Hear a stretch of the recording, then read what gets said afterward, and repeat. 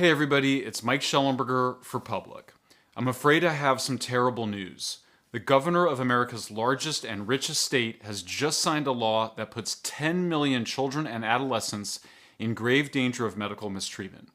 The media headlines are all wrong. They claim that California Governor Gavin Newsom's new law protects children by stopping public schools from outing their gender to their parents.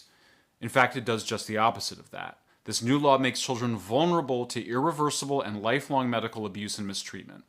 And it's all based on a pseudoscientific idea that some children are born into the wrong bodies and that we can change a person's sex through drugs and surgery. Now, for any of this to make sense, you have to understand what's happening right now in Britain. Several years ago, the government there appointed a well-respected pediatrician named Hilary Cass to investigate whether it was ethical to block the puberty of children, give them opposite-sex hormones, and perform surgeries on their bodies in an effort to make them feel better about their gender. Dr. Cass came back a few weeks ago and said no, absolutely not. Around the same time, the British government banned puberty blockers nationwide. And just a few days ago, the new Labour Party government affirmed that it would maintain the former Conservative government's ban on puberty blockers. In her report, Cass said that so-called social transition, where a child adopts the identity of the opposite sex, is not a neutral act and has psychological consequences. In fact, it's the first step towards medical intervention. What Gavin Newsom has done is actively prevented schools from informing parents that their children have been put on a medical pathway.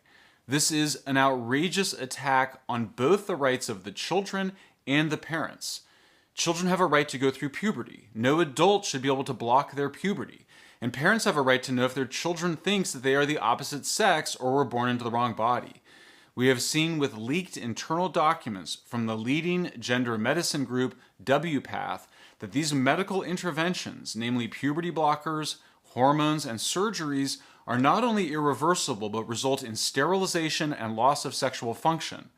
Children and adolescents are simply not mature enough to understand the effects of so-called gender-affirming care.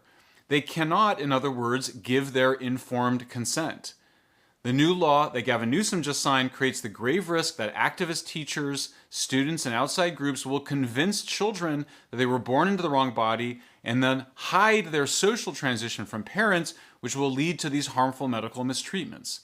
As such, the law that was passed is the opposite of what both children and their parents need. We need schools to immediately warn parents if their children think they are the opposite sex. After all, this is a diagnosable psychiatric condition known as gender dysphoria.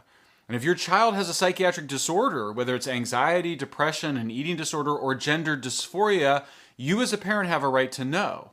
And schools must stop teaching children or allowing other people to teach children this pseudoscientific and dehumanizing ideas that it's possible to be born in the wrong body and that it's possible to change one's sex. It's not.